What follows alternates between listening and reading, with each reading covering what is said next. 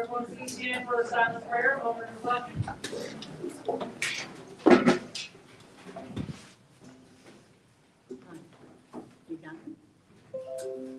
We will now salute the flag.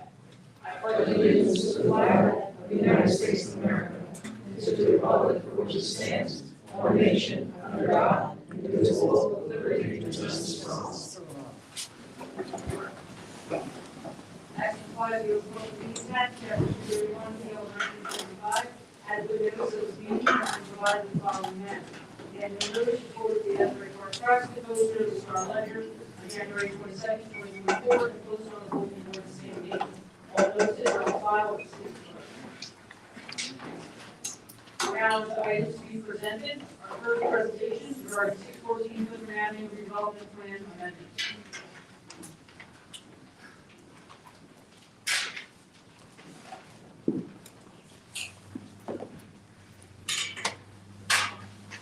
Good evening, folks. My name is Beth McManus. I'm one of the city's planning consultants. I'm just going to give a very brief overview, introduction for the presentation that you're about to see. So this evening, we have a presentation about potential change or proposed change to the CPD redevelopment plan for the site at 614 Cookman Avenue, although it also does have frontage on Lake Avenue.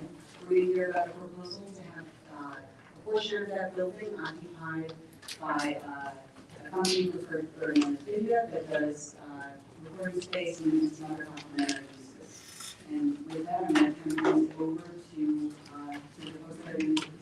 If I may add the comparison, we have 614 Cookman LLC, I'm referring for the owner of the property, as I indicated, 614 Cookman LLC property. This for application lot 2404 lot 6. If the board is unaware, it is a through lot, meaning it goes right from Cookman over to Lake Avenue. It's somewhat unusual because it is a through lot. Obviously, it's in the CBD redevelopment area. It's both subject to Cookman Avenue retail core regulations as well as the CBD mixed use regulations. Front of the building, that what part of that runs on Cookman Ave, something again, Cookman Avenue retail core regulations. That part on Lake Ave subject to CBD mixed use. The reason we're here is we have a proposed tenant, Vidya, that is looking to lease approximately 14,000 square feet in the building for its business. It will have in there, as indicated in the proposed plan amendment, recording and production space, sound and music, video recording production, matching and rehearsal space, and a music store right on Lake Avenue. What I'm going to do is call up Roy Lamana. He's going to provide some brief oversight into what is going to be planned for that facility, as also the history of it. Roy, come on up. I'm going to work the computer with the slides. If you can start first with your affiliation. Yeah, so I started video 10 years ago. Grew up around here in Middletown North. Brookdale Community College. Been in the music business essentially my entire life. From started at 18. 32 started video. About $3,000. Built it up. So it's now a $1 million company. Employing about 130 employees. We have offices currently in Beverly Hills, Dubai, London, Lagos, Nigeria, and hopefully Asbury Park. Of the 120 employees, we're looking at about 50 to 60 in this location. All working during the day. We're trying to be in work. We're going to kind of move to like more music town. And right now, our primary business is we do distribution of music and music videos and content. Now, the interest in Asbury Park is based upon the history of Asbury Park with music and also continuing what is going on with Asbury Park in terms of the music scene that we have and bring down the addition to the plan here, further production of music recording studios and what. Am I correct? Yeah. I went to my first concert at Stonebony, and so it's the idea of now that I'm in a better position to kind of get back and kind of help, build a legacy of, build upon the legacy of Asbury Park, we can kind of move everything here. What I want to do then is go through the different floors on 614 Cookman Ave, where you would be occupying space. So just describe, to the left you have Cookman Ave, to the right you have Lake Ave. Just a little bit of the layout of how that space within the building is going to be utilized.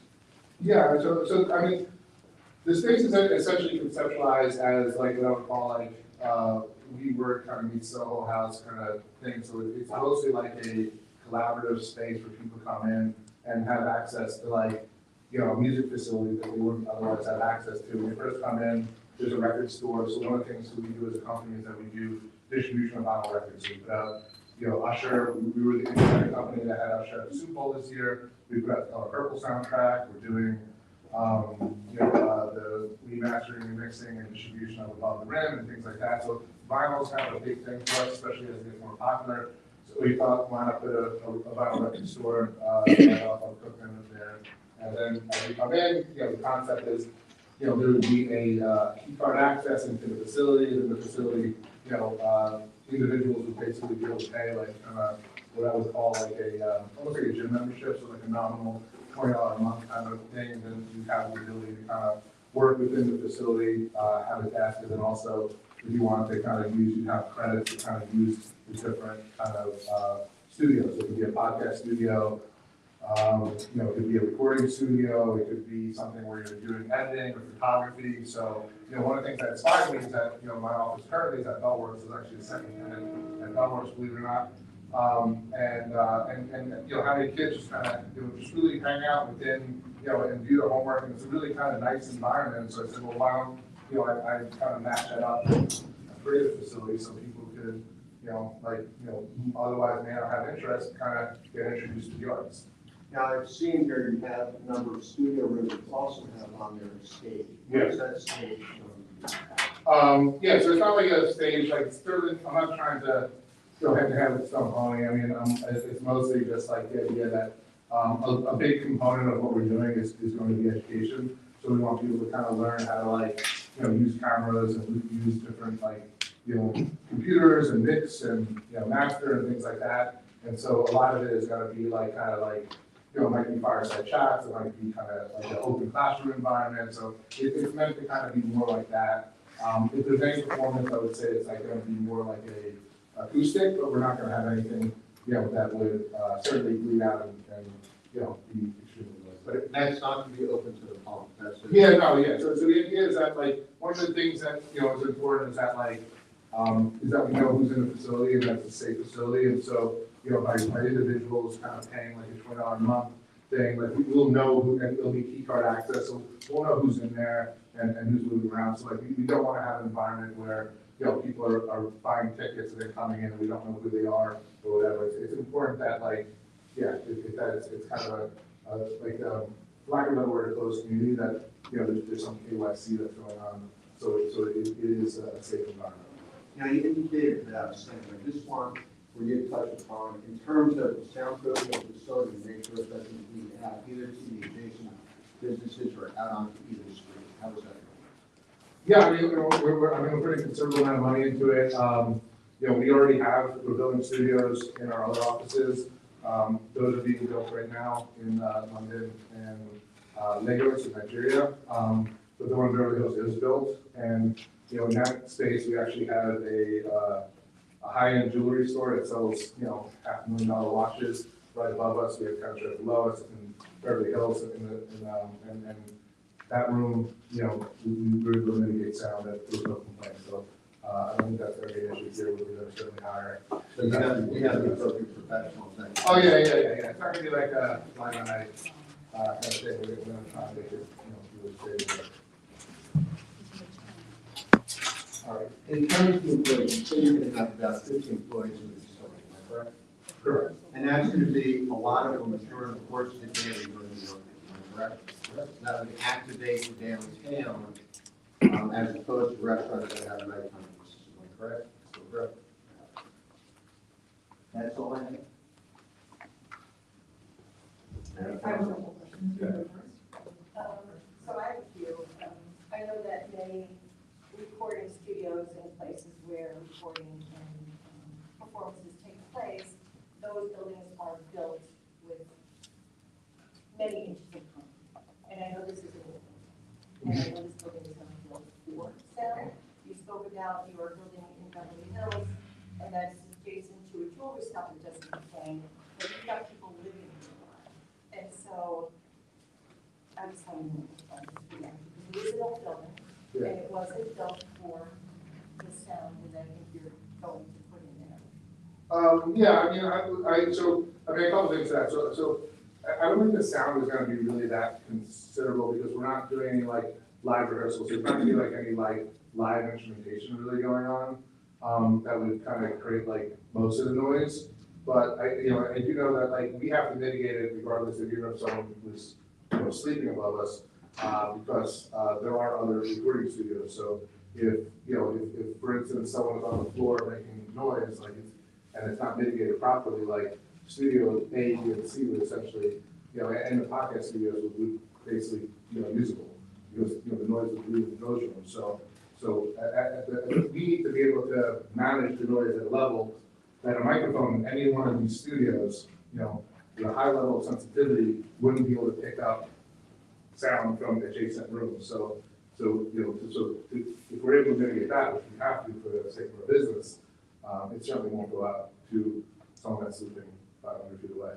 And you had mentioned that the stage would be used for education purposes. So you're not planning on putting performances in there where people pay to come in and watch live? No, it's not, that's not necessarily, like, I don't want the liability of having performances in which people are like dancing, like our goal is not to do like, like a House of Independence or something like that, like that's not, like, and That's not the nature of the business. no, that's not the nature of business, and again, like, we're not gonna be selling tickets or, having anyone, like, everything that we're doing is kind of built around the community, so like, so stage is kind of similar setup to what we have here, which is like, it's more like a auditorium, kind of setup. So you had mentioned that it would be about a $20 nominal fee per month. And you also mentioned this is a place where kids can hang out. Yeah.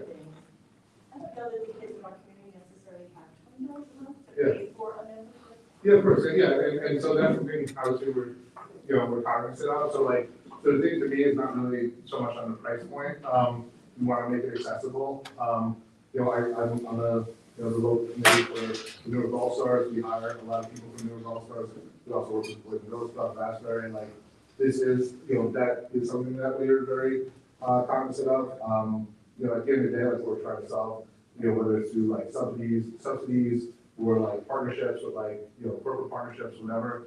The important thing is that like what I've learned by working with the All-Stars is that it is important that there is like, that people like kind of, like give back, what I'm saying? That there's a two-way street, so to speak. So it's not just like, open to everyone, but at the same time, like people coming in and it's accessible, but also requires like, them to kind of be part of the community, if that makes sense.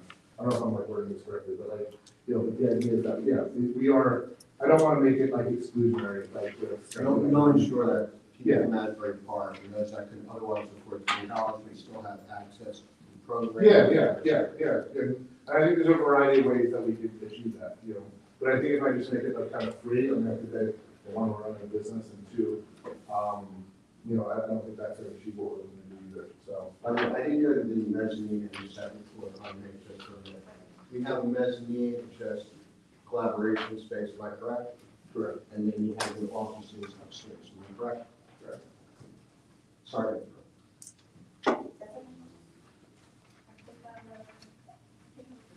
But I'm also open to that, so like, these are things that we're, we're open to. Yes, that'll be a Eileen hit most of mine. To her point, what we do with the recreation department is we provide, say, beach cards for people who can't afford our beach access in Asbury Park during the week. So we do a card or something for kids involved, who want to be involved in music. Yeah. That can't afford $20. So I like the idea. I think it's a very cool idea. I think it fits Asbury. I just don't want to be screamed at every time I go to talk after dinner about sound.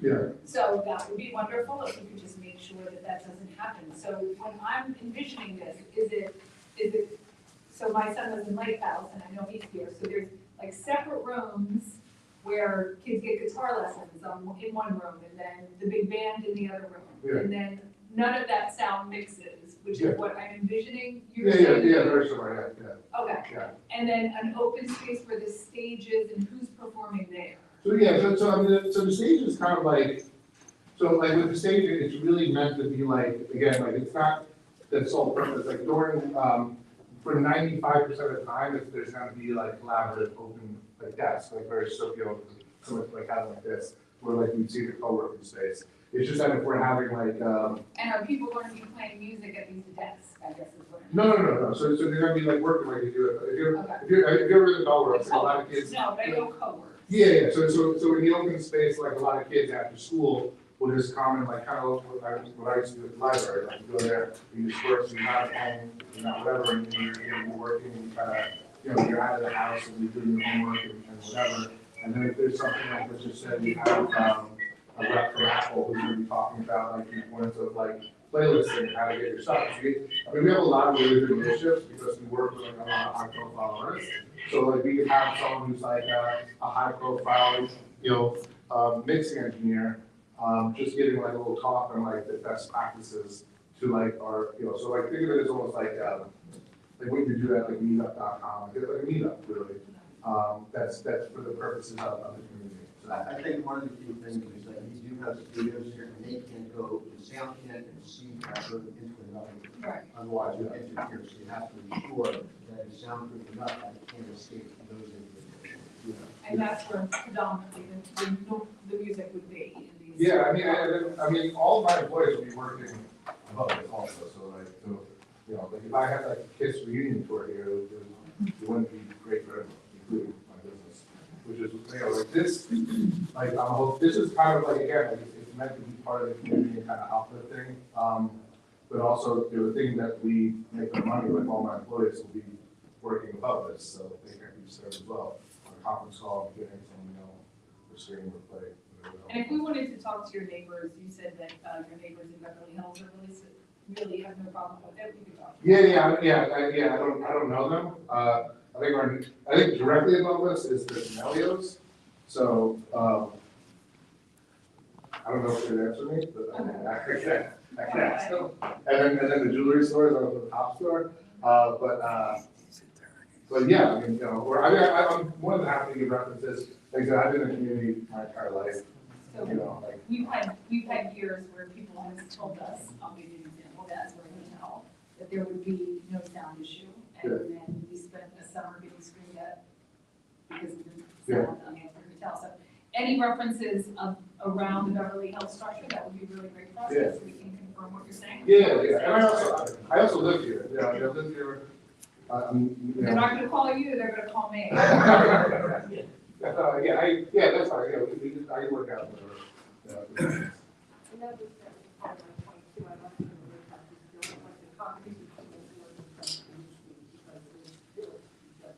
Yeah, well, I only know it because when I walk through, you don't hear my kid in the big band with the guitar players. Yeah, I mean, by design, it would be catastrophe if you could, because no one would ever record in the studio, which would be the adjacent studio. Right. It's literally- No food or drink people living around you. No, I know that, what I'm saying is that the threshold, like in this studio, if I had a microphone with the preamp turned up, that has a sensitivity where air coming out of the vent would be disrupted, like the threshold is much lower. So even if you said I don't care about the neighbors, like for us to have a successful business, like our, the bar we would need to meet, we would be much higher because of the necessity of the space, just like we do. And no food or drinks in the space, right? I mean, we'll do like snacks, like, just like, That's not a restaurant. Yeah. Just checking in. Yeah. What are your hours of operation? Yeah, I would say normal business hours, I would say like 9 AM to like 10 PM, something like that. And on the weekends, you have bars that come on the weekends or you would accommodate them. Yeah, I would say on the weekends, it would be open as well, but like, I don't want it to be like, like a midnight, late night hanging or But whatever. predominantly, when you look on the second and third floor, the mezzanine and second floor, actually, where you have the offices, those can be essentially be regular office hours. Correct, yeah, that'll 100% be regular. Okay.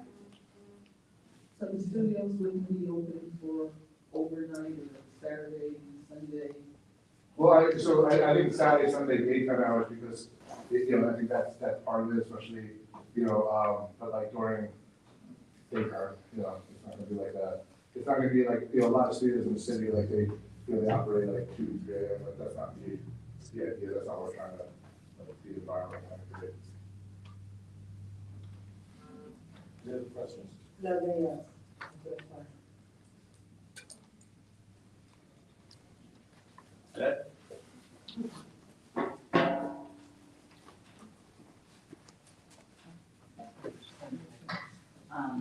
I had a number of questions that have actually been answered during the presentation, so I appreciate that. I was mostly concerned about sound mitigation. But I'm pleased to hear your answers, and I understand the need that the industry needs might actually be stronger than the residential concerns in the area. But notwithstanding, I would anticipate that if there's going to be a development plan, then there's going to be sound mitigation standards in place. And so who actually ensures that those, on the behalf of the city, who ensures that we have those things? Well, we can do a report, and then that report can get incorporated and improved.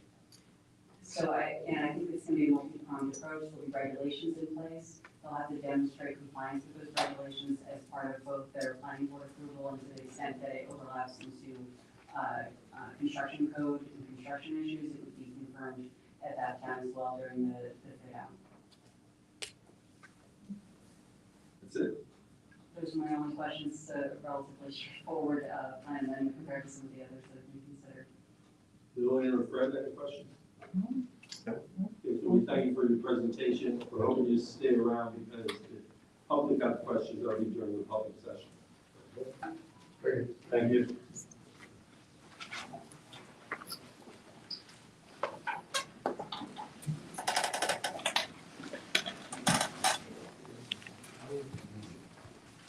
And your next presentation is by Cora Asbury LLC for redevelopment project at 911 English Street, block 9901, lots 5 through 9.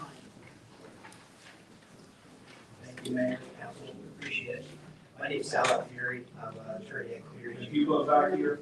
No, okay. I'll speak a little louder. I think the microphone is very terrible. Look into me like. Is any better? Any better? A little bit. I'll speak with more bass. My name is Sal Alfieri, I'm from Cleary, Jacoby, Alfieri, and Jacobs. I represent the applicant here tonight for Asbury Park LLC.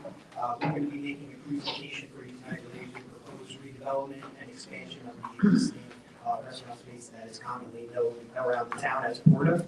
The first person that's going to be speaking for us tonight is Jared Moran. Once we get the technology up and running, he's going to go over the plans generally, give you an idea of the scope of the project and look, after multiple ERCs, what we came up with in a collaborative effort that we think will really benefit the city.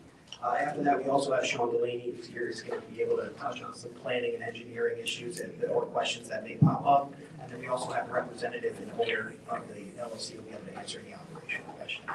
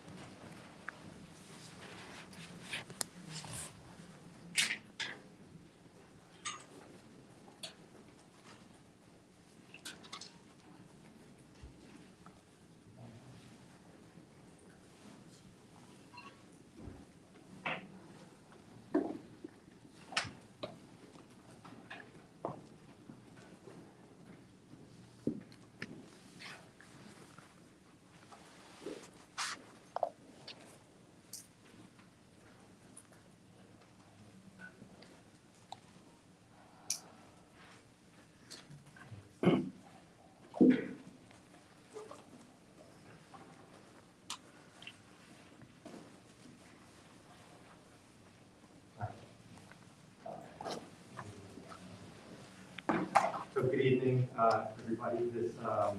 My name is Jared Moran. I am a principal and landscape architect for Bowman Consulting Group. We were responsible for the design of the Florida park expansion and building expansion. And I'm going to walk you through the proposed design that we currently have in place. As you can see on the screen right here, the project site is the existing Florida Asbury Park restaurant. And it includes the adjacent lots between the existing Florida site and First Ave. As you can see, Florida the lot is found by Kingsley Street to the east, First Ave to the south, and Second Ave to the north. And yeah, so the project, we can go to the, so yeah, right here, what we're looking at now, this is the plan view of the proposed improvements. You can see, so yeah, so you know, so how I'm going to walk you through the site. We've basically broken it down into these areas. You have the existing Florida restaurant on the top left of the screen. To the right, the existing Florida Park. That's the existing improvements. West of the existing Florida restaurant is where the expanded restaurant will go. That is approximately 3,600 square feet. And to the top right, we have the bocce area, the gaming area, and the existing cottage that exists on the corner of Kingsley and First Ave. And then in the green, in the lower area, will be the event space, and that is where the proposed tent, event tent, and outdoor entertaining area will exist.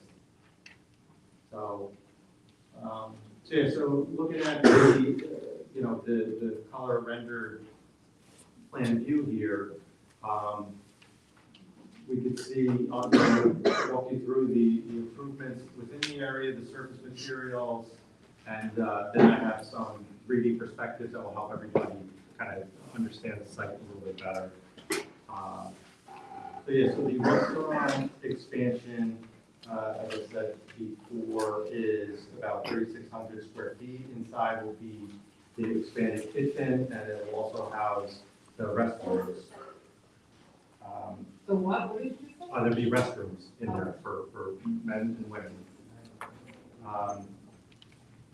So overall, the area of the project is approximately 1,500 square feet.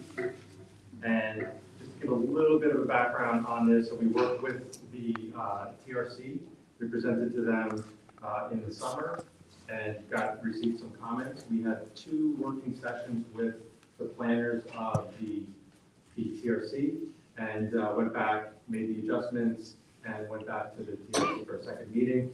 Had compliments from the design and the effort that went into working with the TRC. So we're excited, really excited about the project. We think it's really come a long way since the inception of the concept and working with the TRC. So yeah, so with the restaurant extension.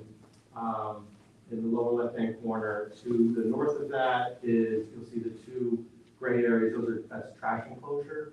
Those are going to be surrounded on the all sides, as well as the roof. That'll help with the any rain, but also from the adjacent buildings. The windows, they're not going to be looking at trash, so that'll kind of help.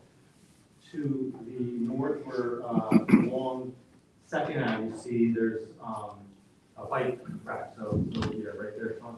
So we're proposing a bike storage shelter, which will house approximately 8 bikes. So yeah, moving on to the top right, the bocce and the cottage area. There will be a connection to the existing Florida Park, right? So the overall design style of the expanded park improvements were more or less taken from this existing Florida Park. It's natural materials. It's more of a national park design style, right? So very rough and rugged materials, very natural feel. So There's a connection point to the bocce area at the top there, as well as a centrally located walkway that will connect First Avenue entrance to the existing Porter Park. So as you can see in the, within that bocce area, we have two bocce courts. One on the right-hand side will be, will have a surrounding wall, right, like a typical bocce court, and then the one on the left is going to be more of a flexible, so it's a second bocce court, but we can pull some tables and chairs out when we need to. Along Kingsley Street, you can see there's an overhead structure with some tables and chairs under there and a satellite bar.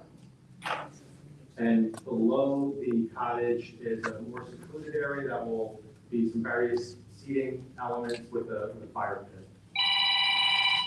All right, so moving down on the event space, so we have, the main area is that green, right? So that's synthetic turf, that's where the tent will be located, right? The tent is approximately 80 by 50 feet, right? So 4,000 square feet. The reason for the synthetic turf is so that we can, put the tent can be there for an extended period of time and not, impact the surface of the ground. So this is what it'll look like when the tent is not there. If we go to the next slide, this is, the area of the tent. One of the things that did come up in the TRC meetings, we had the tent that was abutted right up against First Avenue and turned 90 degrees. So one of the comments from TRC was, let's try and take that away from First Ave. And what we have is a wood structure, an overhead structure that kind of wraps around the building. So from First Avenue, when you're looking, and we have some slides that can show you what that's going to look like, but it'll be the transition, right, will be buffered a little bit from the tent, so it's not going to be the tent in your face. Also along First Avenue, it's hard to see here where we have shade trees that are very closely planted along First Avenue, and that's going to also help with the buffering of the tent overall. Adjacent, you see that we have two fire pits right between the tent and First Avenue, two fire pits with some small seating areas, and then various other seating areas of small and large. So that is the overall. Can we turn our phones on you? We need to get out the outside, but no, I'm not turning my phone off. No, heck no. Go ahead. So just walking through the surfacing elements. We're more natural, so bluestone, we got right outside flag, paving, right? It's more of a natural look, and so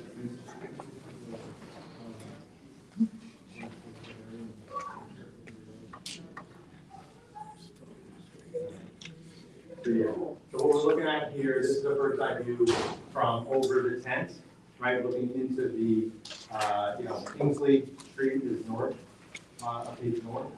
And, we're looking over the improvements, the bocce area, and the small seating area as well. But, you can see here the surface material, we're looking to use some bluestone flag, bluestone similar to the existing Porter Park, some decomposed granite and some concrete. So we're varied types of materials, but all on the natural side.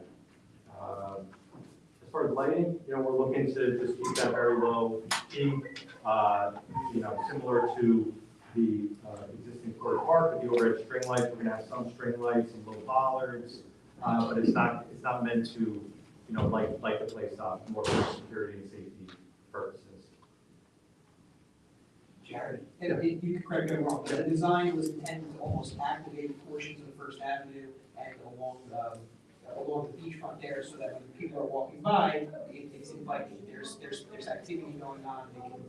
It's almost as if the intention is that if you're walking down First Avenue, you see activity, you want to go and participate in what's happening in the Porter Park area. That's great. That's one of the main elements from the TRC that we heard from them, is that they wanted to open up the views from Kingsley and first into the park.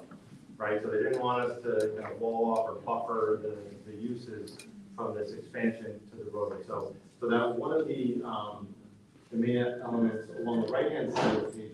You know, beyond that fence, you can't really see, we have a low seat wall right along First Ave.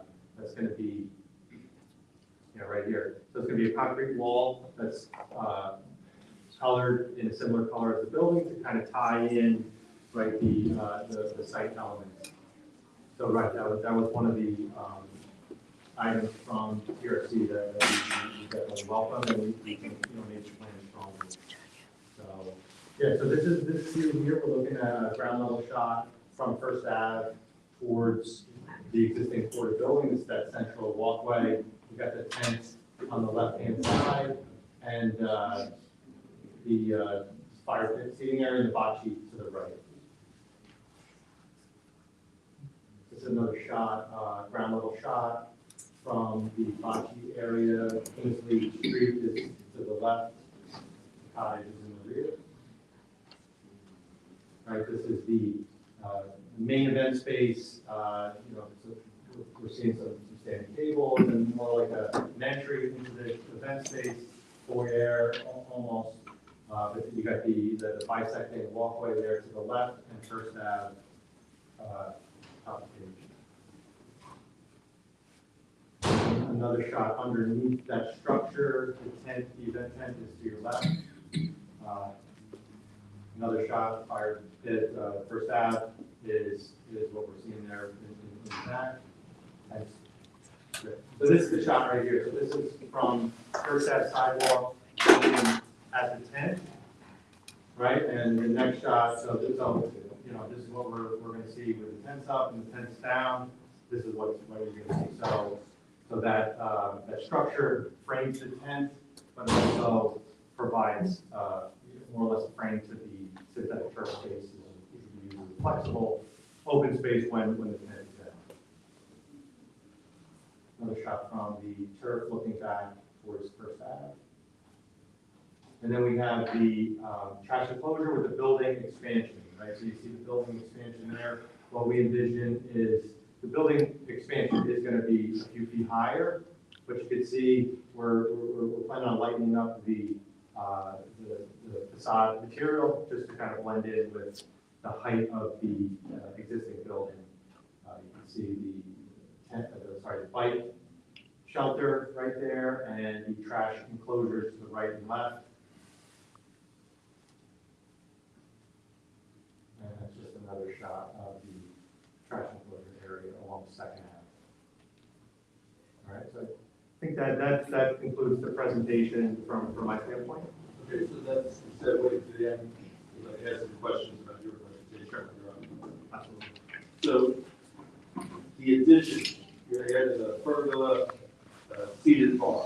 How many seats in the bar? At the bar, at the satellite bar? You're correct, satellite bar. How many seats? I'm not sure if there'll be any seats there. I think it's meant to be more of a stand-up, get your drink and, sit down on one of the many table seats there. Okay. You're adding a bocce court, you're adding a garden with fire pit with seat. How many seats? We're showing right now, we're looking at, I didn't do a total count. Okay, no problem. You're adding a pizza show, or will it be seating, and so how many? Let's see. All these questions are going to capacity, so if you want to just round ball hall, then you give an answer at the end. Yeah. So for the outdoor space capacity wise, we had about 200 people. Okay, I'm going to continue round ball hall, and you got a canopy structure, how many seats? Yeah, so that's the entire expanded area. Because the tent, you got the tent, and there's a canopy structure. All right, so the tent and the event space, that's Okay, not. okay. So we're looking for numbers, and we get down, we're looking for total capacity, if it was maxed out. Yeah, I'll get back on that. Yeah, let me Okay, so I'll give you the rest of the questions. Yeah. The You're adding a water feature, so again, the question would be how many seating? You're adding the seating wall, which is showing people staying on it, so how many people could possibly sit on that? You're adding a 50 by 80 tent, what would the capacity be for sitting event, say a wedding? And what would it be for an open event, say a concert? So what would the capacity be for that 50 by 80 tent? Yeah, let me talk to, Okay. and we'll get you. Okay, just because a lot's being added, for this, you're saying 202,000. Yeah, I think I'm probably not the best person to, answer that question, so. You mentioned the trash enclosure, the other dimensions.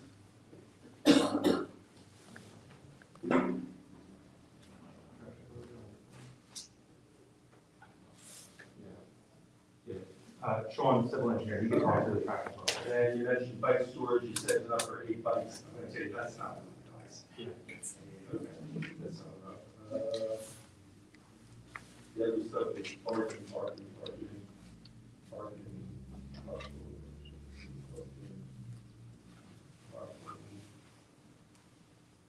Would the tent be up all the time or taken down when you're not having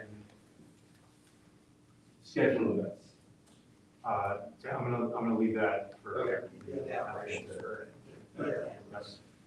So any tent questions for somebody else? Yeah, we have one of the owners here who will be able to, provide some words. If they were all my questions for you, no. Again, they all go back to capacity. Capacity, if every one of your areas was at the max, Yeah, it looks like a lot more than 200. yeah, let me, Okay, no problem. Thank you. Okay. Any other questions? Can I ask, do you have an aerial view of the entire block? Because I believe that event space has residential homes behind it. Yeah, to the west, that's right. So that event space sort of butts up against people's homes. Yeah, so the plan is, at ground level, there will be a 6-foot-high, solid fence, right? So at least ground level, and there'll be some planting to buffer, at a ground level.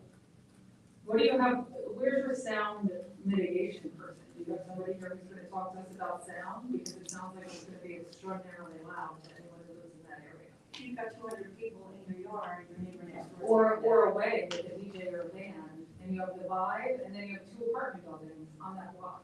Yeah. Do you have a sound engineer here? We do not have a sound engineer, but there, so Just if you want to come up. Yeah, sure. Introduce yourself and speak. I'm Jim Watt. I'm an architect as well as one of the owners of the board. So anyway, there is a buffer between the tent and the building next door. The driveway access is there. We are working with our tent company. They have sound attenuation panels that can be part of the system. And they give us a rating that we can get back to you with kind of an engineered report on that. We're also planning on adhering to all of the noise ordinance requirements of that site and of the zone in terms of 10 o'clock stop, all of that kind of stuff. The last thing I want to do is annoy the neighbors with the sound, because I know it's just going to be a nightmare. So I will make sure that the tent is designed in a way the sound is attenuated and that we conform to all of the regulations, just like the Stone Pony does, just like we do currently in terms of when you have to stop the music. I want to speak to capacity. Since you're on tent for a second, let me ask you a couple questions. So again, Jim, you just stand in the microphone. sure, don't need it tonight, it's follow-up questions. So the tent, on one side it says the mass exceeded, and on the other side it says that's filled. So that's a question that you can work out with this problem. And going back to what Amy said about the sound, so the only way sound can get out of this tent is the doors. The windows cannot be opened and the flaps cannot be removed. Correct. So how do you supply AC in the summer and heat in winter? There's, Where are they depicted on the plan? They are in the, just to the north of the tent, there will be a mechanical unit that will heat and cool the tent. Just like if you were to go to a wedding in somebody's yard, there would be heating and cooling like that. The idea is that wherever we have neighbors, we would not have any glass or anything clear for privacy from both sides.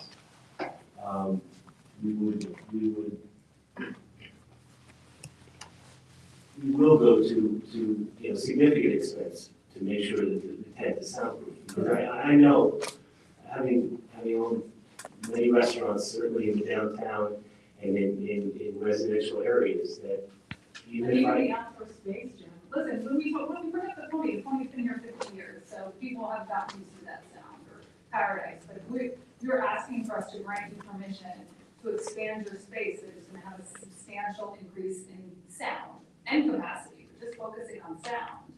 So the wedding space is gonna have either bands or a DJ, I assume. Yes. And then the outdoor space, I mean, you already, I do a restaurant line, you have a band out the back, lovely.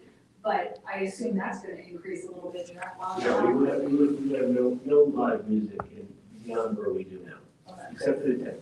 So let me explain programmatically what my intention is with the plan. So the event space is only a private event space. It will serve no other function for us. It will not be extended dining. There will be no late night activity there that isn't part of like a wedding or a graduation party. So it will only be activated for private events. It will operate in essence independent of our restaurant and in any late night activity. The entire area that you see around that tent is specifically for weddings and private events. When we talk about the fire pit area and the bocce area, that would be an expansion of our Florida park. But the idea was, again, that would be catering to private events. Like, let's say, for example, Sal's law firm wanted to have an event in the summer, and they wanted to have 15 people. They would come and rent that space. That's what the satellite bar is for. It would accommodate that. So it's not open to the public. It will be open to the public at different times, but what the main purpose of that is to have smaller, intimate spaces. As you can see, they're all designed as kind of it's not one big space. They're smaller spaces. So smaller groups of people. What happens for us is it would be a nightmare if that whole area was just open to the public all the time. It would be a nightmare for us too. It wouldn't work. It would be a nightmare for us too. It wouldn't work. Just from a security point of view, it wouldn't work. So what we're envisioning is, luckily, as we all are enjoying the successes of Asbury and growth of Asbury Park, there's more and more demand for private events here. People want to be here. Talking to Brian from iStar, he is dying for big event space in the zone.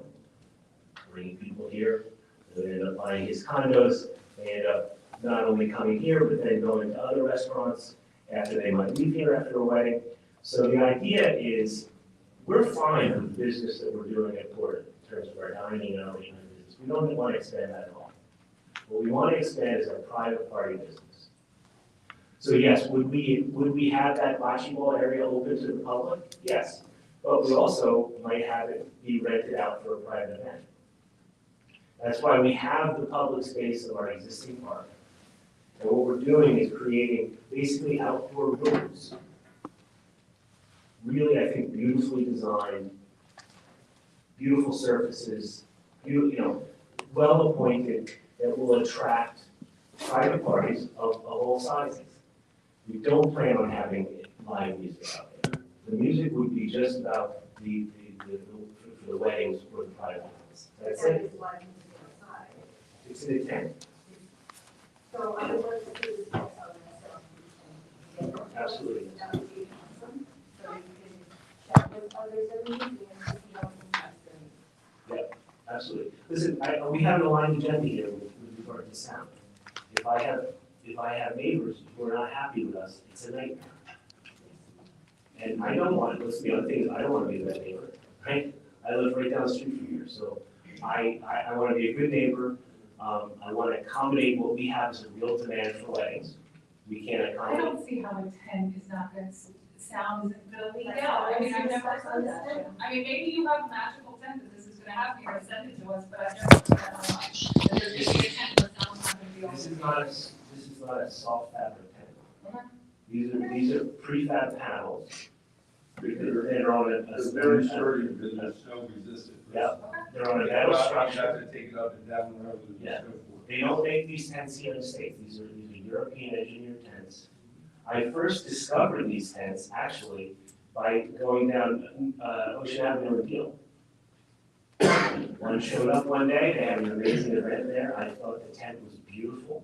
It was not a loose fabric tent. It was a panelized system. It's like a prefab panelized building that they put up overnight and then took down the next day. So these panels are insulated panels that can have sound insulation in them. It's not what you're thinking of as a tent. No, really, so so just get us more information, maybe people who use the tent, so we can also. I can do that. We can also get some, I'll get, luckily, the company that we're working with that reps this company they're all engineers. So we can get all of the information that you need to make both of us comfortable, because I don't want to go through the expense of doing this, and then we just have a major problem. That makes no sense for anybody. But what I'm thrilled about with this project is I think that, for me, it's a beautiful landscape project. It's activating that property in a way which I think is really quite lovely, given sort of what's happening around it, the pedestrian traffic. I think that it's, to me, much more attractive than putting a 6-story building on that site. Is the idea of having something much softer, much more open, and something that is for the benefit of the community. As opposed. I understand. Listen, we have late-night activity in the building right now with neighbors, and we've had to mitigate those problems as they occur, and we always have. You said you wanted to touch on Capacity. We're anticipating that tent will accommodate, there'll be no music events there. These are going to be table events. Table events. Table and chair events. Table and chair events. The wedding tent, that's what you're saying. You're not gonna have a DJ or a band at somebody's wedding? Yeah, we're not gonna have It's concerts. actually a concert. Oh, okay. No. Where it increases to this capacity. So I'm not gonna put 1,000 people Right. there, to listen to a rock show. That's not. Well, we didn't know that being this one. No, that's why I want to speak to it. Yeah. So I think that we've laid it out for about 200 people. It's for the events. We've worked with Laz Parking on a valet plan, which accommodates all of that. We've worked out an agreement with ISAR in principle in terms of where that would happen, how that would happen. Laz has worked with us to figure out where the staging would go, so we're not interrupting vehicular flow, we're not backing out onto Kingsley Street, we're not clogging up the sidewalk. I think we have a really beautiful valet plan that Sean can speak to in detail. And capacity for the rest of it, like I talked about, what I envisioned would be, if the mayor and council wanted to have an event and they needed to accommodate, about 20 people, you guys could come and take over part of that outdoor space and have your own bartender. You could, if you wanted to do the bocce, you could do the bocce. If you wanted to do the fire pit, you could do the fire pit. So I'm not seeing this covered with thousands and thousands of people. It would be unmanageable for us. What is your total capacity then? For the entire, everything? I don't know, off the top of my head. You're gonna have to give us a ballpark number down the road. Yeah, okay, I would imagine that if it was at full, I'm just, not the existing building, because I don't want to contradict what we have agreements with the fire department stuff, that I don't want to contradict that. But I would say for what we're talking about in terms of the new land and its development, we're probably about 100 people for outside the tent at full capacity, and 200 people for inside the tent. Okay, thank you. So, since you brought up the parking,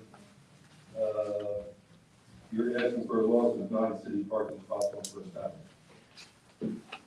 Here's what I'm proposing. Okay. Is that when we have an event, and when we have a valet, or we pay for the spaces, just as if I was parking there for 4 hours. Those 9 spaces would be paid for by us during those times. I'm not asking the city to lose any parking revenue. Okay, how many spots is Laz reserving for your events across the street? And the parking lot that's supposed to be for people going to the beach, you're going to the Stone Pony. How many spots is the city losing in the Laz parking lot for you? I don't have an answer, I can get you that answer. Thank you. And then you have kiosks for the parking on the sidewalk. Yes. In the city right away, but we still have a 5-foot asphalt sidewalk. We'll make sure that there is an asphalt sign up there. Right, and somewhere it says there's gonna be a possible interruption on the city sidewalk by drop-off and valet parking. These sidewalks are heavily traveled. We know they're heavily traveled, so we can't have them shut down when the Stone Pony's letting out. So that's gonna have to be reworked. I understand, I mean, we have valet parking at Pascal Sabine, at Homestead. We've had it many times we've had it at that corner, and we've always been able to manage that situation. And that's one of the reasons we're going with Laz, because they're a dual, they control a lot, and they control the valet operation, which I think is important, because if there's a capacity issue, they'll know about it in advance. Right, and the last parking lots, and this is something I'm gonna have to ask our people down the road. I don't know if, Brian Tripp and, Starfield are on the hook to provide so many parking spots for, retail for Madison Marquette. So if they're eliminating more in this parking lot, are we gonna be in violation of that agreement? So that, when you find out from Laz, I think they're gonna be reserving for you. If you're saying you're gonna have a wedding of 200 people, you're gonna be reserving at least 100 parking spots, so. Yeah, I understand. And again, talking to Brian from what's the name of the Starfield? He has so fewer event spaces that he was anticipating having, you know, in the waterfront redevelopment area, that I would imagine that the parking calculation took into account. We're basically putting it on our property as opposed to putting it on another property, basically. I'm probably pretty the same thing, but Yeah. to not ask the question, we. Absolutely, and I think this is again one of these aligned agendas that we have there. If parking is a nightmare for our customers, we're not gonna do it, so it has to work. So those service lots are temporary. What happens when that service lot gets sold to development? My understanding is there's certain structured decks that are to be built when those triggers are And what hit. happens if that doesn't happen in time for your events? For example, if a lot gets sold to a developer, there's the old parking garage is not up yet. What happens in the interim? We'll have to figure it out. I need to provide parking for my guests, so we'll figure it out. I mean, I can't account for what may or may not happen. I think right now there is an abundance. If you have the crystal ball, you give you the winning lotto number. Yeah. Jim, I'm not understanding this tent clearly. Are you saying that there's a tent deal that you can take me to? For a private event at a private house. I'll tell you what, I'll text you if this summer I see one. I'll tell You you. could do that, Yeah. so I can experience it, because I'm thinking of like the Asbury tent deal. That's what I'm thinking of. This is a building that happens to come up and down. I don't know that I've ever seen it. You've never had it before. right? We've never had one before. I call it, They do exist. they do exist, it's a panelized, it's like a prefab panelized building, that is what it is. We've actually been working with the construction department here in the city to make sure that it's gonna conform, if we wanna keep it up and running. And so far, so good. Especially because of the snow. So load is, to me, that is the biggest issue with soft tents, is snow load. I mean, listen, we had that, I remember when the governor lifted the timeline for when you couldn't have it up for us when we had in the park in Florida, and we had to have basically somebody monitor the tent while, if it snowed. This isn't that thing, this will handle any snowfall. So how many more professionals do you have to make the presentation? Because we didn't expect this to go out, so. Well, we'll just have Sean. Okay. And I'll touch on very quick things, as most of it's been said about the presentation.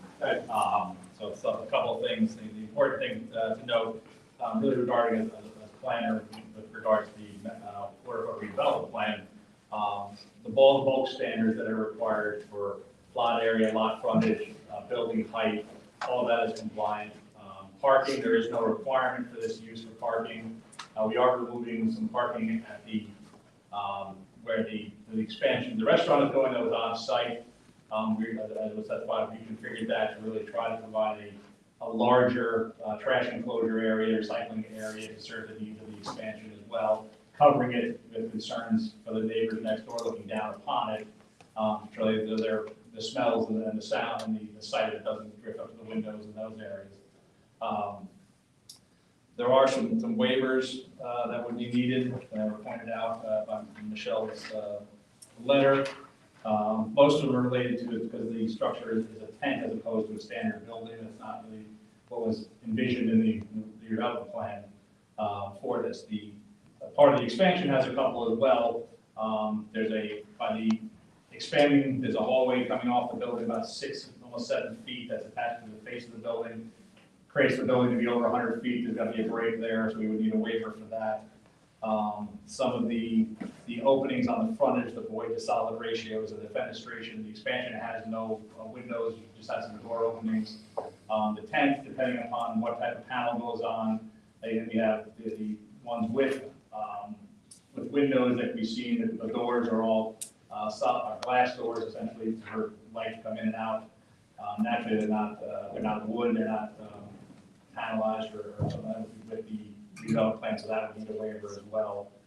If they put a solid panel, because that one feels more private, so having all the openings for the windows for everybody to look in, or so they can swap out panels that way too if they need to, especially considering on, if they want to do that, especially on the western side, adjacent to the residential development. If we want to look in there, see lights or things popping out, we can make that side solid. It would require a design waiver for the fenestration. I mentioned the building material of the doors. We're not providing a painted wood or composite door. There's steel doors on the expansion, plus the glass on the tent. The storefront at the bottom of the tent up front, I believe we'll hit the 70% if the window panels are on there. You can see if they put the solid panels up, we wouldn't hit that. There's no kick plates provided. There's not a permanent structure like you would in a brick and mortar type of building that build that into it. The facade colors, the existing expansion is going to match the existing colors of Florida. The cabinet at the corner is going to be repainted, resided, so to match the same colors of the Florida restaurant as well. The tent, it's not going to be a white tent, as shown some of the renderings here. There's a brownish, a little off, not white, but not a dark brown, some of the light beige colors. So I'm trying to blend into that natural look of the wood, so try to blend in with the surroundings of the park as opposed to being a white, really beacon out through there. There's also a 10-foot buffer strip for the loading space. The loading essentially would come straight back into the restaurant, park right before the door, they load right into the kitchen area and pull straight out back out onto the road.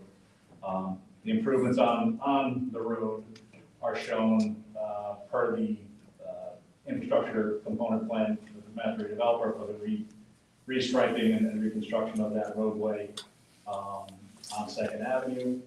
First Avenue has the curb lines and all that in.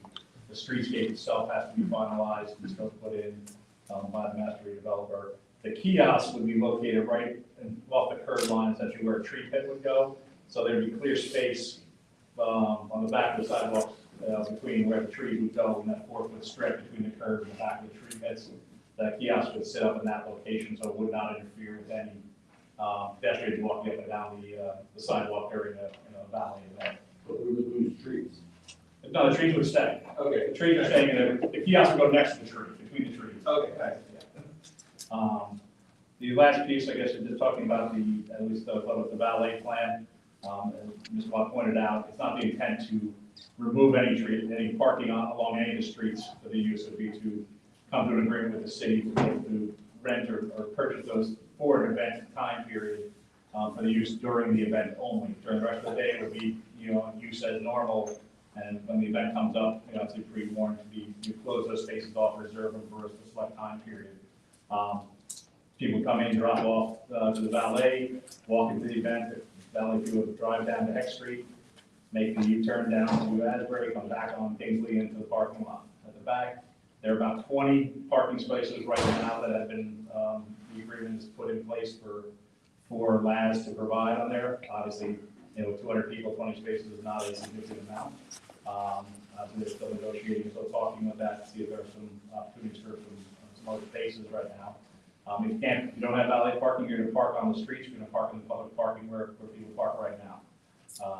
And then when they leave, they'd be coming out the parking lot, the valet run over, pick it up, drive back out along Ocean Avenue, come right up First Street, park in one of those 9 spaces. People pick up their car, back out and take off again. And they would time that, obviously on the pickups and stuff, to try and make sure there's no back of the cars on the streets up there that would interfere with traffic coming up and down First Avenue or Kingsley during normal operations. The operation would run at the same time as the sidewalks being used. In many other municipalities throughout the state, restaurants sometimes offer service right from their facility. They don't shut the sidewalk down for that. You pick your key out of the restaurant, you give it to them, they run to a place, they come back, and people are walking up and down while you're getting your valet park. So there's no planned interruption, no closing of sidewalks or anything like that. The idea is to keep the public areas public and open throughout the whole time, and for this use to work and intermingle with that. One question you have about the seat wall that was outside, that was something that the board planner had recommended. We want to put some kind of a little more of a barrier around the outside just to separate instead of having a fence there. The fence is down low and it's 48 inches high total, so you can see over it.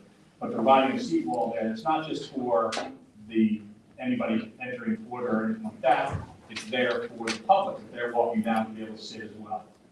You can sit and have a conversation with somebody inside. You're sitting in one of those fire pits or so too and interact with them, which is what the whole plan and the whole discussion with the TRC was to really bring together and activate the streetscape with the people inside the Porta, on a level that could be done. Not saying it's going to be done or so will be done, depending on the kind of tension going on, but the ability to see and speak and have conversations and feel it as part of the whole thing. And that was something that was very important to TRC because they made sure that we incorporated this design. Can you go back to the other picture? Please. Sure. Okay, so where it says restaurant extension, yeah, maybe I read it wrong. I thought one page said restaurant extension, while another page says proposed kitchen addition. So is it a combination of the two, or is No, it's kitchen and bath. That's the question that I have. So wait a minute, go back to that page where that little said restaurant extension. So what is the restaurant extension? It's a kitchen and bathrooms for the event. So,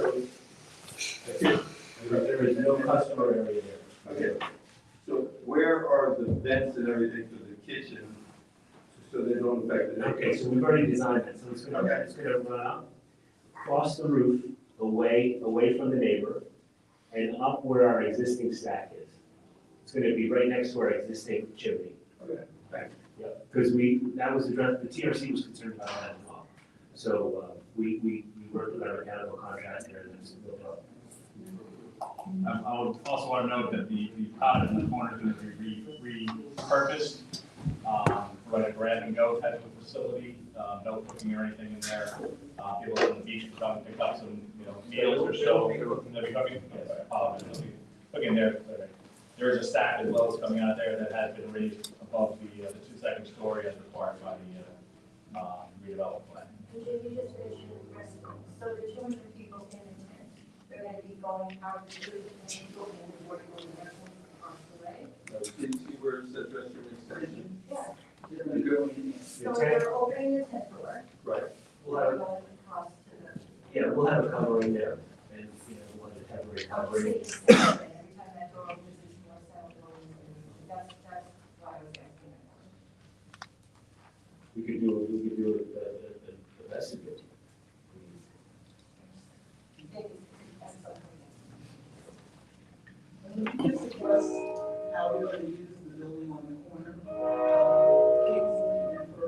Okay, so it'd be basically grab and go. So I'm envisioning somebody's on the beach, they want to come to Porta, but they don't want to go inside, they don't want to hold. We would design a small menu that Porta Light, like we'll call it maybe Porta Light, where you walk up water, grab your food, and leave with it.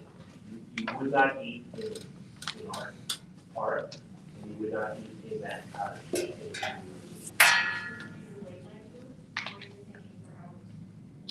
don't know yet.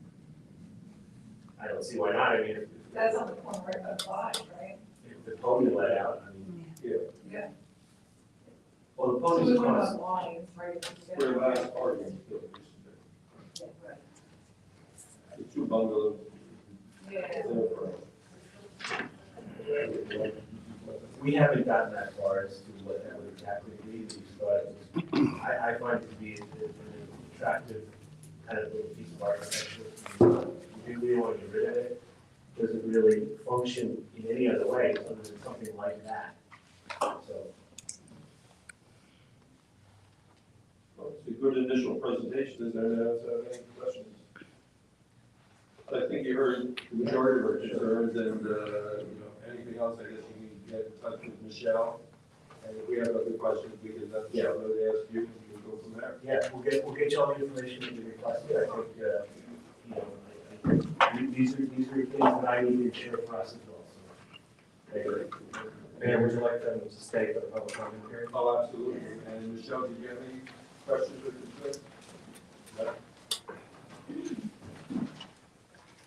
No, because they were answered during the presentations on the clarifications, like about the bungalow and about that they're requesting design rate waivers from almost every architectural, requirement in the design portion of the plan because of the nature of the tent.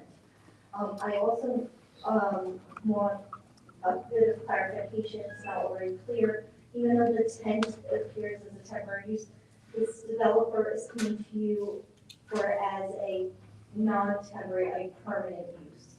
So this is following same steps for, in our order of approvals as an actual structure. Meaning it's the same process as for any of the township developments. So it's going to be considered permanent development. You're aware of that? Yes. Okay. Again, thank you. Thank you. I appreciate your time. Thank you. Yeah, and the public's going to ask questions, so you may want to stick around. I'm going to have somebody stick around. I can't. Yeah, no problem. Thank you. No, thank you.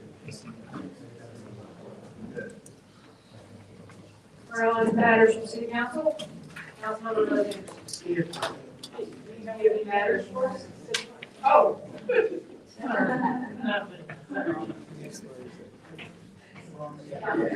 Councilmember Chapman. Yes, I just wanted to give a shout out to Alicia Floyd and Cassandra Dickerson, who hosted a beautiful Black History Month celebration today and honored some of the community members from Asbury Park who really make a difference. They did a great job. And just to let you know, the city designated today as Jessie May Rich Day for all that she's done for our city. Thank you. Councilmember Clayton. I have nothing to say. Thank you. Deputy Mayor Quinn. Nothing. Mayor Moore. Thanks. Matters from the city manager. Nothing. Thank you. Matters from the city attorney. Nothing at this time. Thank you. I have a motion to open the meeting to the public. Move it. All in favor? Public participation portion is now open. Any member of the public who wishes to speak, please use the microphone. State your name and address for the record. There will be a 3-minute time limit for each speaker. Again, please your name and address for the record. Thank you. Yeah, hi, my name is Sam Galucci. The address is 316 7th Avenue in Asbury Park. And I'm here to talk about containing costs and the burden of consistent tax Sam, can you use increases. the microphone so we get you on the... Can you hear me? Can you hear me okay? And I'm really here to talk about the problems that the consistent increases in property taxes has caused to the residents, the renters, and also the small business owners. It's not sustainable that you keep on increasing property taxes. So I know it's not your fault. I've been in contact with the Association of Homeowners, with Jordan. We've had a number of discussions. And so I propose just 3 questions to you that I would like to get an answer from. One, what are your plans to curtail the municipal spending, reduce the budget, separate from the school issue? So that's number 1. Because you can't keep on adding staff, you can't keep on increasing budgets because you keep on raising the taxes. Number 2, let's talk about the education. We know that the education budget is the largest chunk of the taxpayers' money. That's where it goes. But our education system in Asbury Park is a disgrace. So have you thought about calling in a state audit to see what's going on with these people and to force some of these school boards out of office and get responsible administration that is accountable? So what is your role in dealing with this failing school district that costs us more money than any other part of the budget for Asbury Park? And the third question is, the developers get abatements for 30 years, 20 years, I don't know exactly what it is, but I'm told that they do not contribute to the school budget. That's kind of discriminatory. We all pay for this. Why are these people not having to pay? So there are the 3 questions. I would like to hear some responses from you. That's all I have to say. I leave it to you. Okay, touch on the budget a little bit. We know the taxes are up. We know the taxes are high. We know a lot of the taxes are high. That's why in the past couple of years, if you look at this city's budget, we try to keep them flat because the board of education is going up. I'm not going to fib to you. Right now, we're in the budget process and we're looking at the numbers and we're trying to crunch the numbers so we don't come in with a high tax increase. But a lot of the stuff you want to control is out of our hands. I realize that. No, it's even on the city side. Right. Where we have negotiated raises. The state dictates what we pay in the state health benefits plan, that goes up every year. Actually, I think it's 23%. And also pensions. And so I mean, that's like a purview, it's part of the city budget that we have no say over, that's dictated by the state. So that's where we are in the budget. As far as working together with the Board of Education, we've met with them in the past. We've offered to meet with them again because their budget has to be adopted by the end of March, which is right around the corner. Ours doesn't have to. They're on a fiscal year budget, July 1 to June 30th, and we're on a calendar year budget. The problem with the school budget is, and somebody correct me if I'm wrong, that when you see the tax increase for the school budget in 2023, their budget is 2023/2024. So automatically, their budget's going up. Now, how much more we've suggested to the Board of Education that other districts throughout the state that have gotten loans for many different reasons. So we suggested, why don't we reach out to Stratton and see if you get a $10 million loan to offset a $10 million increase that you can pay back, say $1 million a year, and it can be sustainable. So we have reached out to them with some ideas. We're going to have a meeting with them soon, but they're under the gun and getting the Board of Education numbers. You know, the best place to go there is the Board of Education. No, I hear you. And then, And they just had an election. and then as far as developers, any development in the beachfront, so the waterfront redevelopment area, by law, has to get a plot. We can't do anything about that. That was passed by the previous council, so they have to get a pilot. And under a pilot, the city gets 95%, the county gets 5%, where I'm going to say under normal conventional taxes, the city would get about 40%, the Board of Education 45%, and the county 15%. So under a pilot, we're getting 95%, so we're using that money. Whatever the school board adopts as the budget, by state law, we have to pay. So it's coming out of the pilot money or other money or whatever, we have to pay that by state law. So whatever the budget is, we have to pay. So if we're getting 95% instead of 40%, we can use some of that 55% to pay the tax, to pay that bill. Have you requested a state efficiency audit of the school system? Myself and the council. I mean, the council. That's it. Okay, thank you. Thank you, sir.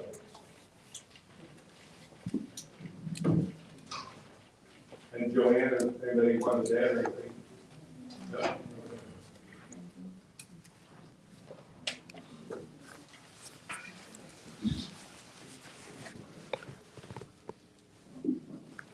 Sylvia, Executive Director for the Asbury Park Chamber of Commerce. Try to move this quick.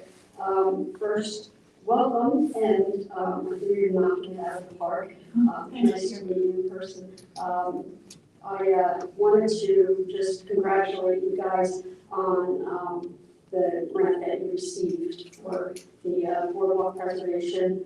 That I read that application process when it was released, and that was daunting. At first, I looked at it and was like, "Oh, this isn't so bad," but it was work. It was a lot, and to be able to get $20 million for Asbury out of $100 million allotment for the entire shore is really, it speaks volumes to me, more than the commitment that the state has to preservation, but also the importance of the tourism industry recovery after COVID-19, and to see there were 18 communities that were successful in their applications at Asbury Park and Atlantic City both got $20 million each, which is the highest number. So it sounds to me like our 1.4 square mile city here is really important to the economic health of the state. So thank you for what you did, and Madison Marquette, between both entities, it must have been just absolutely cool. Thank you, you did a fantastic job, and always thinking about that. Several things that are coming up. I'm going to just recommend that any details that anybody might want to visit our website at asburyparkchamber.com, but we've got the St. Patrick's Day Parade coming up on March 10th, and you probably are aware our Grand Marshal is Carrie Martin from Second Line Bikes. We've got a joint business expo with Jersey Shore Chamber of Commerce at Berkeley on April 16th. And April 17th, we've got networking at the lanes. April 21st is restaurant tour, and we are using that again as a fundraising opportunity to support Mercy Center's their pantry. They're serving now 6,000 people a month, as opposed to 300 a month back in 2021. So we're really excited about that. And I have a couple of flyers that I got from a friend at the NJEDA. They're having a conference for small business. I'm going to leave this over there, and I'm going to email it to everybody so they can have also on March 12th. Okay, thank you. And just, you remind me, I'm sure it must be cool. Sunday, March 3rd, at the Berkeley Ocean Front Hotel, which I call the Berkeley Carteret, and then again I call Jersey Shore University Medical Center, Pickett Hospital. I guess I'm old. So at the Berkeley Sunday is the Asbury Park Fishing Club show. It's the 31st year. It's considered to be the best fishing show on the Jersey Shore. And the great thing about it is Joey Bellotto, who's the president, donates the entire gate proceeds. The show Sunday, following Wednesday. I'll be here handing out $10,000 with the checks at Asbury Park. Big Little League, Boys Club, Boys and Girls Club, Big Brothers, Big Sisters, recreation, a lot of things. So that's Sunday the 3rd at the Berkeley, and people sleep overnight to get in line to buy the best clubs, because some of these clubs for fishing never go in the water. They're made so fantastically that they're pieces of art, and somebody will go there, buy it, put it on eBay, and sell it for 5 times what they paid for it in 2 hours. So, but great club, Asbury Park Fishing Club, the oldest saltwater fishing club in the country. Sorry I didn't say that before, but thank you, Sylvia, for reminding me. Okay, Rita.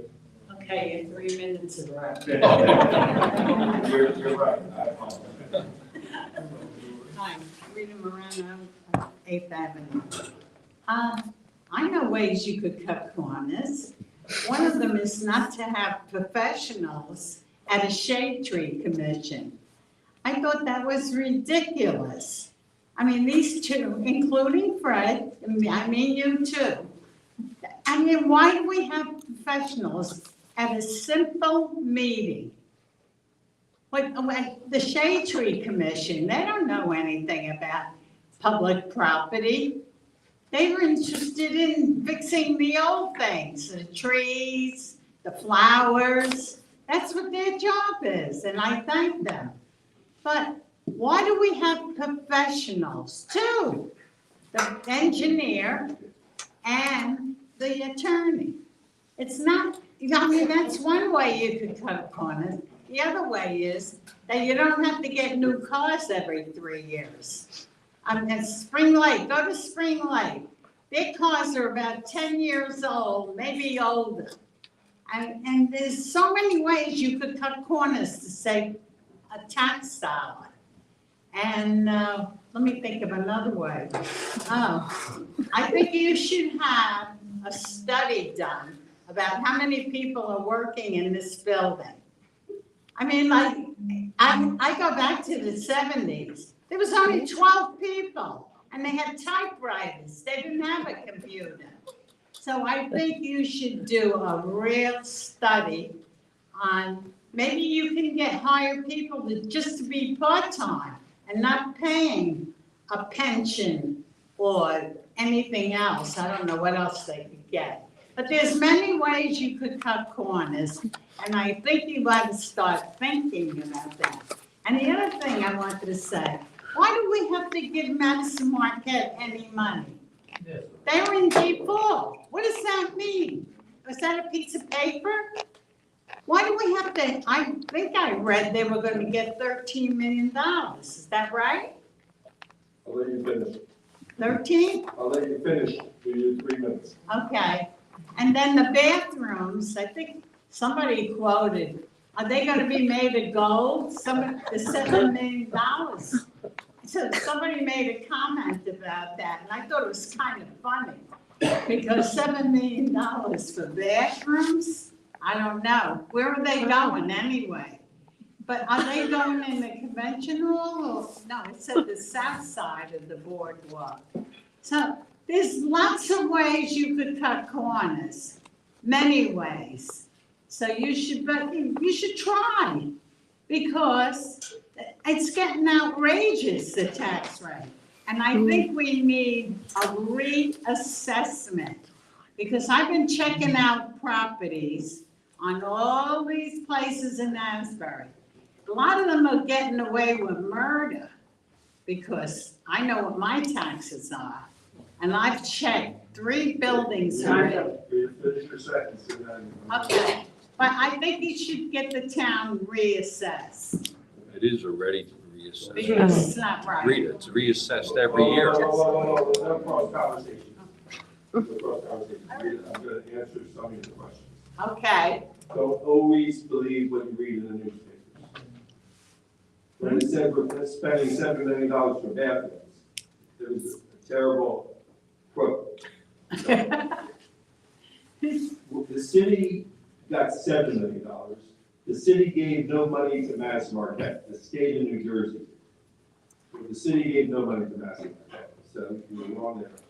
As far as the gold bathrooms, there's going to be 2 new bathrooms like the ones on the north end, on the south side of Convention Hall, on First Avenue and 4th Avenue. Very similar to the ones, the new ones on the north end. And no, they do not cost $7 million. $7 million includes all the decking, all the railing, all the ADA ramps, and other necessities to get the boardwalk up to 100% primo. So it's not $7 million for that.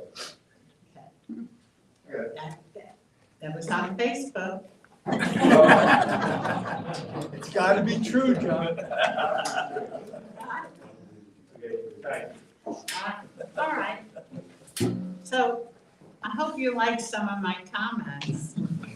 We can give you the numbers of how many people work in City Hall. Absolutely, we can give you that. Okay. Also, I'm just gonna address the shade tree. So the irony of this is that for 17 years, I've been on the shade tree commission. And in 17 years, we've never had professionals at those meetings. Well, we did have professional at those meetings, Rita, when we were talking about the shrubs that you've lodged a complaint about that are next door to you. And there had to be a determination by our professionals on whether or not they were a safety hazard. Our professionals came in, presented to the commission, and we ultimately made a decision. So the only time in my 17 years on the Shade Tree Commission are a result of shrubs that you had some questions about and a report with professionals explaining the report. Okay, but they're still on public property. So that's your. You can have the professionals back and I'll go back and explain it again, Rita. No, you don't have to. He did a traffic report, the engineer, on 2 houses.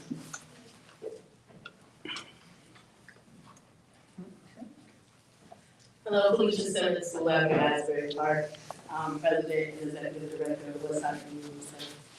I'm here today listening to all the great things happening in town. And just know on my side of town that it's not the same. My community center celebrates a birthday this month, 83 years. 1941, it was donated by one of the first Black doctors in the area to the community to promote mental health and equity. In 1941, predating the Urban League out of Newark, an important bit of history that you can't find on anything when you Google Asbury Park. I'm sitting here listening to Sylvia talk about the importance of Asbury Park to the framework of New Jersey, but my Asbury Park is being forgotten, left behind, just washed away. When you talk about history, my history is in the Westside Community Center. My mother's history is in the Westside Community Center. Their parents donated that to the Westside Community Center. If you talk from age 83 years, so for 83 years, it's generated love, respect, doctors, lawyers, engineers, dancers, pastors, janitors. Everyone went through those gates. And to see it at a space where we decide, we didn't go and say we're gonna wait for somebody else after seeing decades of misdoing. We decided that out of our own hands, out of our own dollars, out of our own love of history, we're gonna rebuild it. And we are severely hoping that the city does the same after just receiving what we received the other day. We are not going away. We're 10 toes down, as we say, right? We have history, there's music, there's love there, right? It was donated by multicultural people, but it was the people of here. Only a few years out of slavery, in the midst of Jim Crow, right? Jim Crow North, they decided to do something wonderful here. And that is history for the world, not just for a small portion of us, but it's everybody's history. And it's important to everyone. And I just want to say that we are here, we're not going anywhere, we're going to continue to work and move forward to make sure that it is a place for my son. He didn't get a chance to grow up there because it was in disarray, but his son will, right, or his daughter will have a chance to be there. So that is our time. Just want to say happy birthday, Westside Community Center. February of 1941. So thank you. Have a good one. Thank you, and I just want to say something I know you're aware of. I believe this council has done more for the West Side than any council since 1970.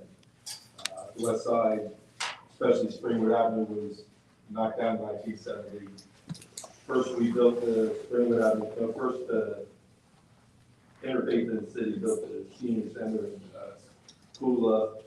Then the park was built, and we had Renaissance build multiple units on Springwood Avenue. That Boston Way was knocked down from the 1940s project to buildings that look like condos. Interfaith has built and continues to build. They just built 10 standalone houses with garage apartments behind them, so people, low-income people can buy them and rent them out to pay the mortgage. You talk about history, Diane Shelton and her group is leading the charge to do the history of Boston, Springwood Avenue, which the city is totally backing and supporting, where there's going to be plaques where all the stores were. So it seems like we're totally neglecting the west side. I take a little bit of disagreement with you, and I'll leave it at that. I think you need to run back to tape. I never said that the city's neglecting. I said that it's not being initiated like this month and it's being forgotten. Well, If you went to okay. Google Okay, good enough, history. good enough. Thank you. Thank you. Good morning, good evening, Mayor, Mayor Moore, council people. Is that red indicating the temperature in here? Or is I can turn down the heat, and they all yell at me, it's cold. You're right.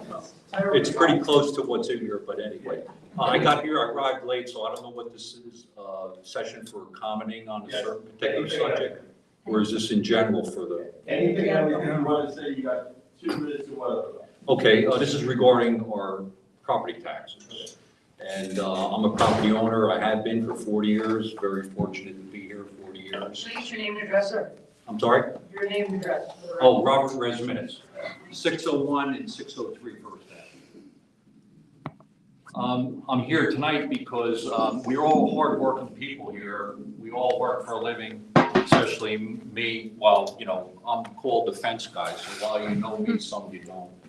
But anyway, I'm blessed living in this city for all these years, praise the Lord.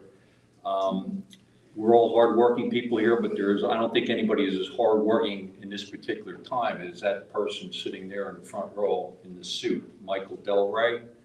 He's our tax assessor, I'm sure you know him. I had met him yesterday in Freehold for my appeal on my taxes. My subject is the fact that we're getting taxed at an increasingly rate every year. From what I understand, the ATP program was initiated in 2014 for an audit, you know, by the state for our property valuations, and it's been continuing now for almost 10 years. And I have basically a 60% increase in my taxes the last 2 years. And it's getting very challenging to keep my properties, and I think I'm not the only one alone here that feels this, Mayor Moore. So my question to you and the council is there any way we can remedy this by basically asking the state to get off our backs and opt out of this reassessment, like some other towns, they get reassessed every 8 to 10 years, which I'm fine with that. I'm also fine with, I know my properties are worth more money every year, I understand that. But again, I'm a renter, a landlord, I rent. You have rent control now on the ordinance, so I'm restricted in raising my tenants' rents, and I never try to raise my tenants' rents, but with a 60% increase, it's either I raise my rent or I sell the building. But even though selling it, it's still at not market because the restrictions of the rent control still apply to the new owner. So I really won't get a fair value for my property as, you know, the city has been assessing it all this time. So my question again is to you is if you can work out some sort of plan with the state to freeze this reassessment every year and hold us for a couple of years so we can at least catch up somehow. Okay, thank you, Robert. Okay, thank you. Before you got here, Dr. Bellucci brought up a similar question. Okay. Taxes are high, and taxes are going to be high again this year, and I'm not blaming the Board of Education, I'm blaming the S2 bill that was passed in Trent. And as far as like yearly reassessments, like I'm going to say we're talking about the past 10 years. The first 7 years of yearly reassessments, nobody had a problem with because the S2 impact is not it. No, I understand. Now that the S2 impact clobbered us last year, and going to clobber us again this year, people are like, maybe this, maybe that. We'll look into a yearly reassessment. If somebody came in and bought a house next to me for 3 years ago, bought a house next to me for $300,000, and now it's worth $1 million, I'd be ticked off, I'm paying $1 million and he's paying $300,000. So there's good and bad, we gotta look at everything combined. We have reached out, as we told Dr. Belushi, to the Board of Education. We've suggested to them that they go to the state. Towns throughout the state have borrowed money from the state for boards of education for unique circumstances. Asbury Park has a unique circumstance. We get clobbered with taxes, and if we don't get somebody quick, we're gonna lose the fabric of the Asbury Park. Felicia talks about, we talk about, which we don't want to lose. So again, like what I suggested to them, and they're gonna have a meeting with Senator Bill Powell and people at the state level. If you give them a $100 million loan to Lakewood, and you know Lakewood's never gonna pay it back, can Asbury Park get a $10 million loan? So we don't have this monstrous tax increase this year, and the Board of Education can pay it back. Now I'm just making this up, I'm spitballing. Board of Education can pay it back, not forget about it, can pay it back $1 million a year over the next 10 years. We are in discussions with the Board of Education to try to figure this out. Again, I do not blame the Board of Education, I blame the state of New Jersey. The state of New Jersey will not tell us, will not tell you, will not tell the governor, the formula for funding for education. The only thing we know for sure, Harvard's enrollment. The rest of it is all a guess. So it is a mess, and we're trying to work together with everybody to try to make sure we don't have another brutal tax increase this year, because what happened last year with good landlords, like yourself, who hadn't given like 10% increase raises to the tenants every year, got clobbered, and they had to, so we're working on it. Well, who do we get in touch with? With senators, is there names that we can call and write to and ask them to help us, you know? Senator Bill Powell, and somebody will, Donald and Peter Paul are our representatives, and it's state, so that's who you want to talk to. And also attend Board of Education meetings. Because we need to get Mike Del Rey a raise, so we really don't want to strap ourselves anymore. But Mike, great job. I just got to give him credit where it's due. I've seen him work, and by the way, he's a very approachable person, you know, in his position. So, you know, he really is as good as Eric Algler, maybe better. But thanks, Mike. Thank you. I'm sure he appreciates that. Seeing everybody else, motion to close. All in favor? Participation orders is now closed. Hold on for 30 seconds. Anybody that stayed for the presentation, if you want to get out of here quick, so we have business to go, so don't stay around, talk, take it outside, and you can call the argument. Thank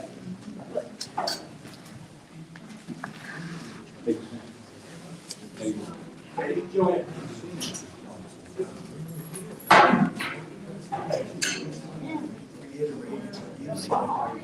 And reactions are not sustainable. It's got to stop. It's got to be expenses.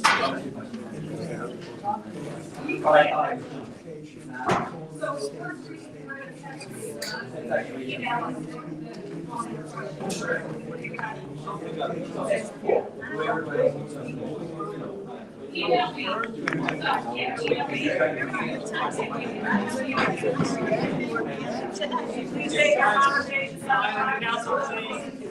Quiet in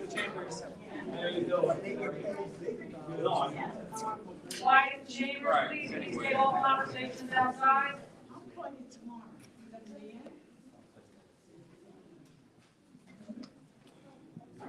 We are now on to the minutes. I have the executive meeting minutes, the regular meeting minutes of February 14th, 2024. Do I have a motion?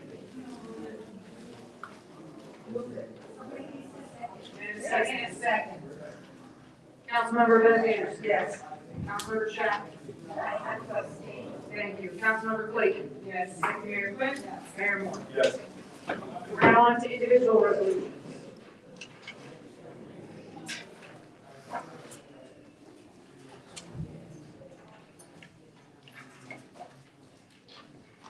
Individual resolutions. Resolution 2024-133, resolution approving payment of bills. Move it. I just want to announce, Mayor Moore is voting no on PO 24000318. Do I have a motion? Move it. Councilmember Bez Anderson. Yes. Councilmember Chapman. Yes. Councilmember Clayton. Yes. Deputy Mayor Quinn. Yes. You removed the what? Oh, Yeah, that's fine. okay, yes. Thank you. Resolution 2024-134, resolution amending temporary budget appropriations for the 2024 budget. Move it. Second. Councilmember Bez Anderson. Yes. Councilmember Chapman. Yes. Councilmember Clayton. Yes. Deputy Mayor Quinn. Yes. Mayor Moore. Yes. Resolution 2024-135, resolution authorizing the purchase of food for the Black History Month. Move it. Councilmember Bez Anderson. Yes. Councilmember Chapman. Yes. Councilmember Clayton. Yes. Deputy Mayor Quinn. Yes. Mayor Moore. Yes. Resolution 2024-136, resolution approving change order number 10 for Memorial Drive Improvement Project. Move it. Second. Councilmember Bez Anderson. Yes. Councilmember Chapman. No. Councilmember Clayton. Yes. Deputy Mayor Quinn. Yes. Mayor Moore. Yes. Resolution 2024-137, resolution awarding contract for Mahoney Communications for the Community Campus Support Service. Move it. Second. Councilmember Bez Anderson. Yes. Councilmember Chapman. Yes. Councilmember Clayton. Yes. Deputy Mayor Quinn. Yes. Mayor Moore. Yes. Resolution 2024-138, resolution awarding the contract for Sunset Lake Pond Management. Second. Councilmember Bez Anderson. Yes. Councilmember Chapman. Councilmember Clayton. Yes. Deputy Mayor Quinn. Mayor Moore. Yes. Resolution 2024-139 has been removed from tonight's agenda.